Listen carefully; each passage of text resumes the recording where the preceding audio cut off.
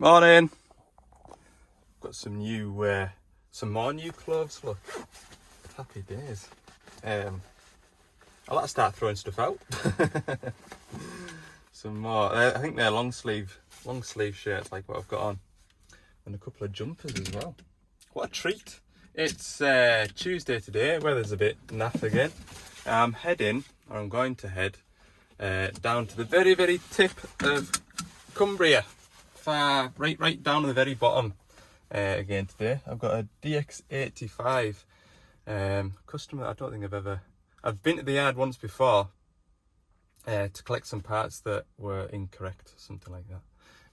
But I've never actually worked on the machine, so I'm going to a DX85. It's got an intermittent starting fault, but at the moment it sounds like the machine won't start at all because it's in the way. Can't get it going. So we'll go and have a look over that. Them DX85s, generally my first starting point is that multi-plug underneath the cab. So yeah, we'll go and have a look at that. Hope you're all well anyway. Thanks for tuning in. Thanks for clicking on this video and watching it. Right, here we go then. Here is the 8.5 tonner. He did say it was in the way of his firewood processing area, and I can see why now. So ideally what I want to do is get it started and then look for the problem afterwards, because I could just do it out the way, couldn't I? Yeah, we'll go and wander over and see what it's doing now. Right, we're in the cab. I only just got in because that metal bar there was well, it's in the way like. So we'll turn the ignition on. I can hear a relay in the back kind of go brrr.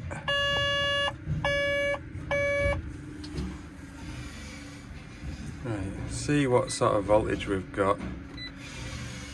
Monitoring 11.9 volts. Got a crank. Tries to turn and then drops out. It drops out to 8 volts, which is why it'll stop cranking, because the voltage is low. That battery cover isn't in a great spot. You need to lift that bonnet up, but the ideal situation for the boom is to be stretched out. Okay, so first of all, boiler suit on. What I'm going to check first is resistance through the battery isolator. So I'll turn that to ohms. I can turn it to voltage, and we can see there's a voltage drop across it, and then we'll go from there. So this is where the battery is, under here. Everything looks pretty clean. We've got the earth strap down there, which could be a bit mucky looking, so we might need to check that. But we've got the isolator there. We just want to make sure that we've got the same voltage across those pins. We haven't got any voltage drop. So we'll verify the battery voltage, which is 12.5 volts. We've got one side of this isolator here, 12.5, and the other side 12.5. So that's correct, that's good. I am just going to whip that earth off and just have a nosy at it, because it is a bit suspect. What's this like here?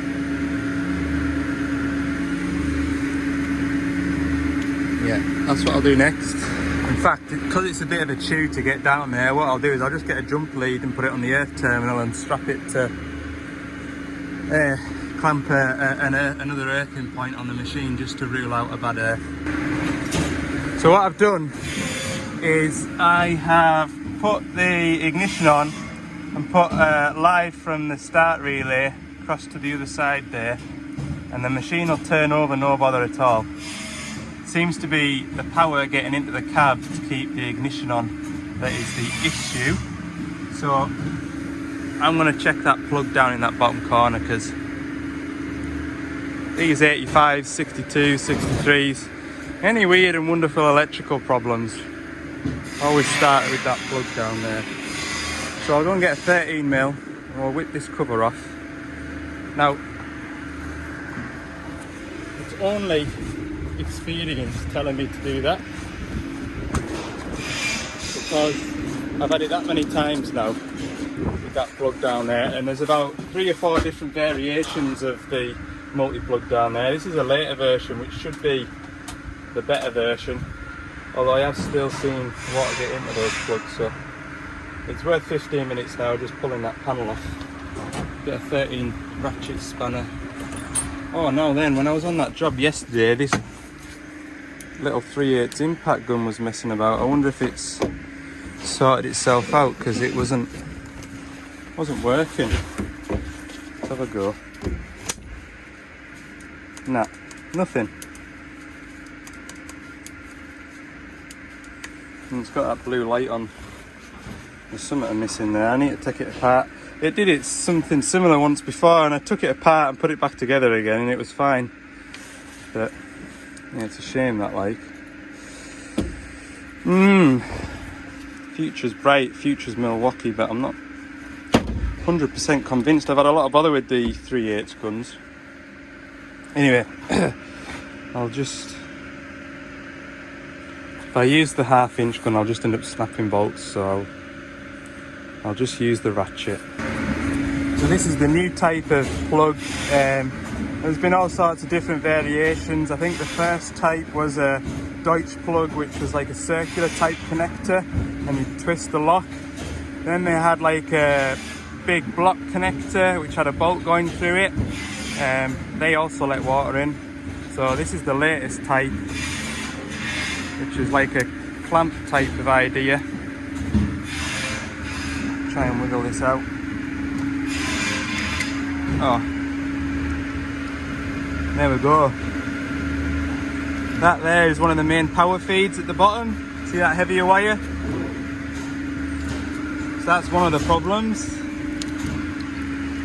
Just put that there for now. We'll have a look at this bottom one.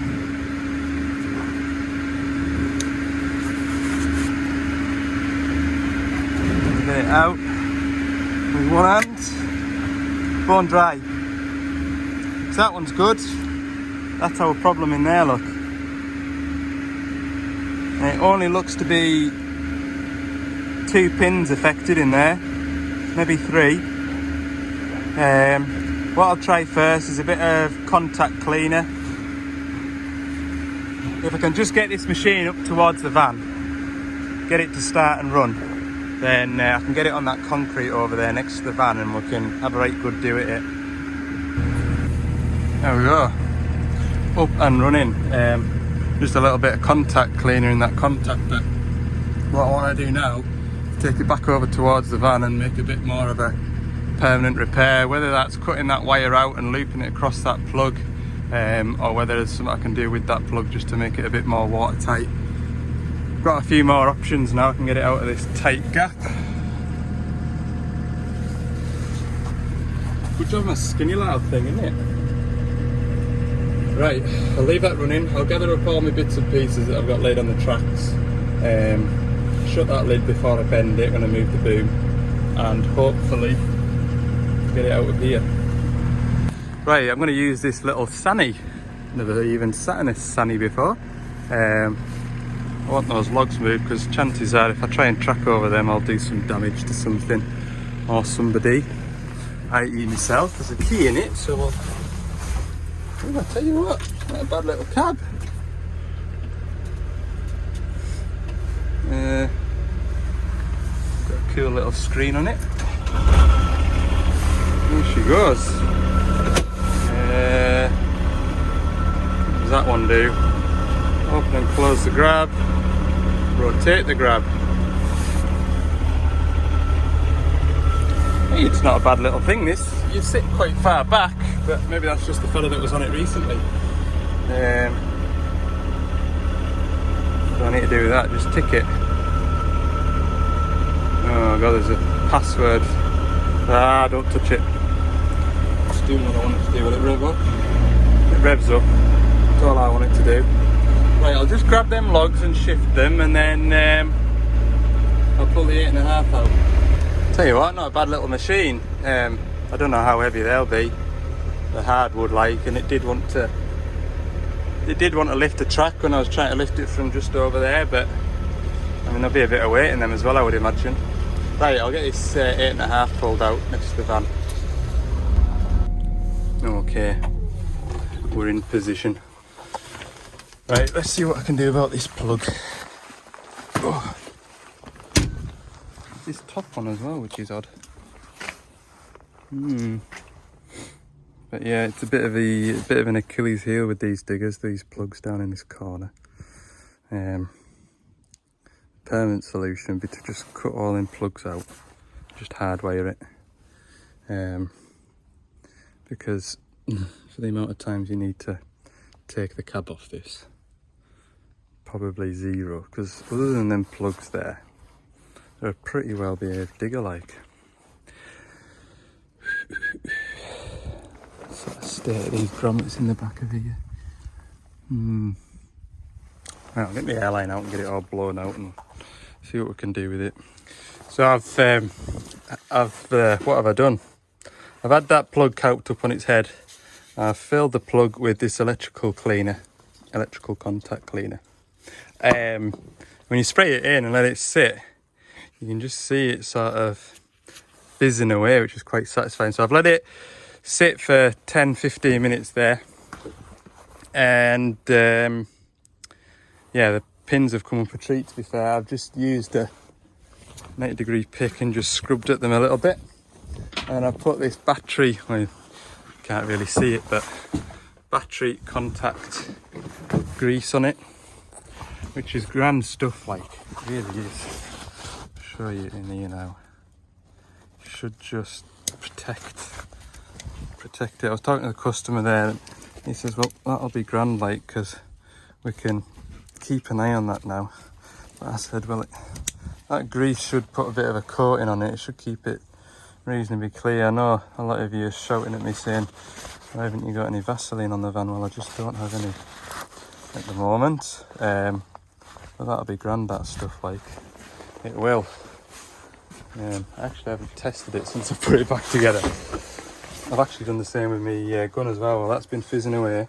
I've stripped my gun down. It was absolutely filthy in there. I mean, to be fair, that has been through rain, oil, all sorts of conditions, peaty water. You can't be too mad at it. I've put a load of contact cleaner in there. It seems to be working now, but anyway, this is the priority. So I can't hear the relay clicking, which is good. I'll just fire it over once it's done its thing. Lovely job. That seems right enough. We were saying, like, it's almost, because I was saying to the fella, in the past I've had like waterproof boxes where I've run the wiring into a waterproof box, filled the box up with, filled all the back of the wires up with silicone, put silicone around it, and it's still come back to bite us. I said the permanent fix would be to sit on the track here for 2 or 3 hours, which I've done before, and permanently join all these up. But he said, put it back together and we'll just see how it goes. At least I know where to go if it does it again. So yeah, there we go. Yeah, it's done 3,200 hours this machine, and I don't know if we sold it or not, but it's the first time I've done out with it anyway. Right, I'll put all this lot back together. These plates are a bit awkward, I must admit. But anyway, we'll put it all back together. Right, it's a while since you last seen me, but I'm just up at our Dumfries depot. This is the flow meter, which I would need for a job tomorrow. That's what the flow meter looks like. Yeah, bit of a state that, like. It's going to take us about half an hour just to sort through all the junk before I get to what I need. But anyway, that's tomorrow's job. That's our V8, look.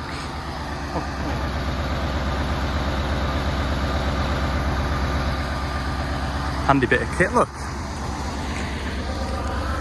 Right. Home time. It is. see you in the morning. Morning. Yes, today it's Wednesday now. I'm gonna head up into the borders to have a look at a 140. Now I've known about this job for the last couple of days and I've been thinking it over. It's always been at the back of my mind and I don't know what's wrong with it. So I'll have a run up there and we'll have a look at it, and then once I've got my head around it, I'll try and get my head around it. I'll try and explain to you what the problem is, and yeah, hopefully I'll get to the bottom of it. And then after that, I've got enough stuff on the van that I don't actually need to go back to the yard this week. And there's a bit of work up in the borders area to do, so hopefully get that done and then go and get some other little jobs ticked off the list. So it's about 4 hours since we last spoke. I've been trying to get my head around this digger.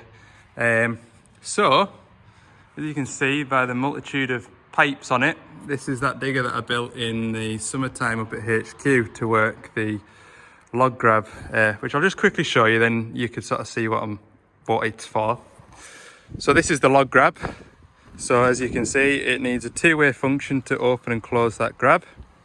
It also needs a rotate circuit so it can spin around, and then it also needs a one-way feed to work a motor inside there, which is the chainsaw there. What is the chainsaw? Oh, the chainsaw's here.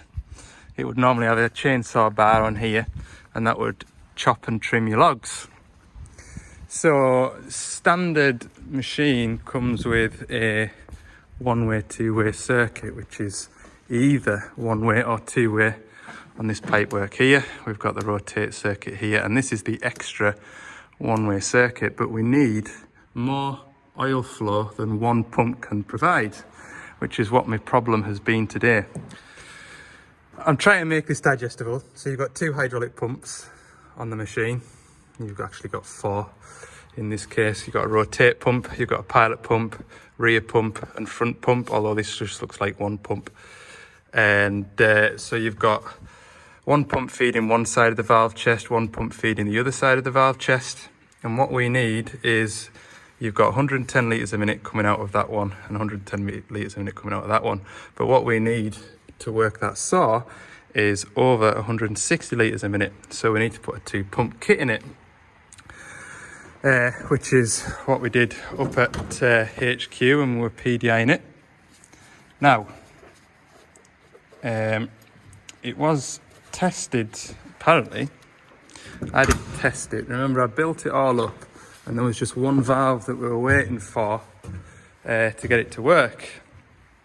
So my colleague put the valve in and I asked them to flow test it, and it sounded like it was working. Anyway, long story short, couldn't have fit the grab up and we're only getting one pump flow down through here.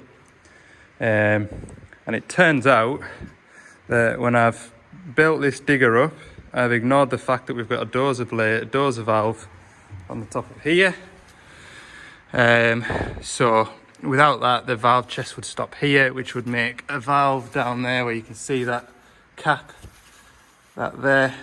That would give the pumps a negacon signal, which would swash the rear pump. But because it's got this dozer valve on, that valve is built in to the dozer valve, which is up here. So basically, it's taken a couple of hours to work out what I've done wrong. But basically, it was a case of moving the pipe from down there to up here. And that is it now. We've got 200 litres per minute going through here. I hope I've not made that sound too confusing. It makes sense to me. So this is a flow meter. So this is measuring the amount of oil flow going through. It's directional, as you can see, there's an arrow on there. So the oil flow has to go through this way. Can't send the oil through that way. I've got these leads here, which are plugged into my Hydrotechnic gauge here. So we've got one that's reading litres per minute and we've got one here that's reading the pressure. So we can get 200 litres a minute through there, and as we turn this dial here, that is creating a restriction, which is then creating pressure.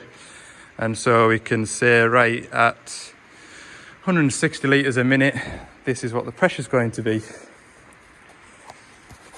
Have I made that any kind of sense or not?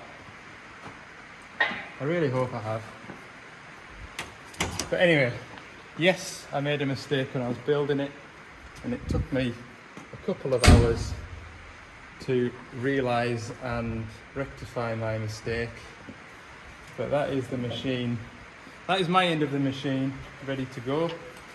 And it should just be a case of putting that attachment on, and the attachment people come in and just tweaking it slightly. There we go.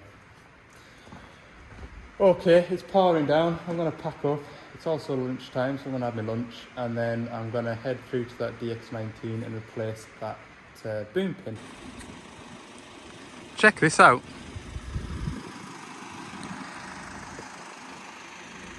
I'd much rather scenery like this over sitting in traffic trying to get to an industrial estate or something like that. What a nice area the Scottish borders are. Lovely. Different to the lakes. The Lake District is nice, but it can sometimes be ruined just by the amount of people there. Round here it's just as nice, but there's not a soul about. Maybe that reflects on my personality. Anyway, we'll continue on with the journey, but I thought you might enjoy that little bit of a snippet of the countryside. Bit more scenery for you. Big castle, look. Apparently that's called the Hermitage Castle. And that's all I know about it. If anybody wants to comment and tell us any more information about that castle, then feel free. I would imagine it'll have been back when the English and the Scottish had a bit more beef, and like the border reivers would come down into Cumbria and nick all the cattle and rustle them and get them back up here. That'll be one of the strongholds, maybe. That's my thoughts on the matter anyway. Hermitage Castle. There'll be something to do with that, I bet. Anyway, we're not far away from the next job. Okay, my little DX19. A new pin. I've got some bushes as well. So there was one question when I did this video, when the video came out about this machine. There was a fella that commented asking, or sort of suggesting that to save kind of messing about trying to get everything lined up, use an old pin or a similar diameter something. So braid the pin through that way with a similar size pin, so then it keeps everything lined up. The issue with that, which is why I didn't do it, and I probably didn't make it clear, is because this is in the way. So even if I took the pin out for the boom offset ram, the lug here is still in line, you can see. So this sits too low, so I can't physically do that. So it is a case of sort of getting it out and then trying to get everything lined back up again. So yeah, that's why I couldn't do that. But that's a valid point, and yes, in the case of doing this pin up here, that'd be no bother at all, like. And that is what I would probably do. Yeah, it's a shame that, but it is what it is. You work with what you've got. 17mm spanner, I'll whip that out. I'll get a hammer and plenty of rags because it's well coated in grease, so we'll go and make a mess of my hands. So I've got the boom lifted up now out of position to extract the bushes. As you can see, I've got this one out. There's actually not an awful lot wrong with it. Yeah, if I take this pin out of here, put it into here, there's very little play in that at all. I would imagine when I put the new bush in, it'll be just the same, but I've got them, so I'll replace them. So this one decided to come out in 2 pieces, look. But that's because, see, I'll show you on the good one, or the one that didn't split. The reason why that's split, I think, is because that groove inside there, that's what I use to sort of smash it out. So get a decent chisel in there and just use that lip and just bray it. You could use a socket, similar size socket, but it's quite thin walled, and I don't think probably do more damage to my socket than I would getting it out. Anyway, it's worked for me, so I will put the new ones in. Now what you need to do, see how they've got a hole in them? That's to allow grease to the inside of the bushing, and it fills up that void inside there, and that's what lubricates right the way around the pin. So if I put this if I put this bush in the wrong way around by 180 degrees, or even just ever so slightly off, what will happen is the grease won't get to the bush. So that's the only thing to take note of, is where the grease is coming out. Although I think the fairly fails, yeah, there is another groove inside here, to be fair, so the grease would come round and find that hole, but I want to try and get it lined up with the hole in here, sort of there. There we go, new bushes installed. What I'll do now is I'll grab the grease gun and just feed a bit of grease through it, make sure it's right. I did just use a lump hammer. Where is it? I used that on the bigger machines, 14 tonners above. I don't think I've rebushed anything smaller until it gets to this sort of size, but the 14 tonners, if you try and smack the bushes in with a mel, they'll just shatter, they'll crack, and I only know that because I've seen it done. So for larger machines I would recommend using a press of some description, a hollow jack or something to press them in, rather than smack them with a hammer, because otherwise, like I say, they will smash. Right, I'll grab my grease gun. There we go, we're all back together. There's the old pin, old bush. We're all done. So what I'm going to do now is just have a tidy up with a rag, clean it all up where I've got grease all over it, because there's no need for it, like. And then what I'll do is I'll stretch the arm right out, grease it with the arm right out, stretch the arm all the way up. I'll lift the boom all the way up and grease it, and hopefully should be somewhere near. Yeah, it's clattered, absolutely clattered in stuff, like. Get it all dug out, start afresh. Yeah, got another rag here or not? Gets everywhere, grease, doesn't it?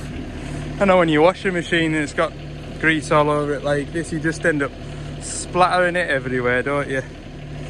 It's all over my tools. Okay, job complete. Happy days. Pack this up. Ooh, that light's bright. Hopefully that has amounted to a bit more of a longer video. I know there's a few of you in the comments wanting the longer videos.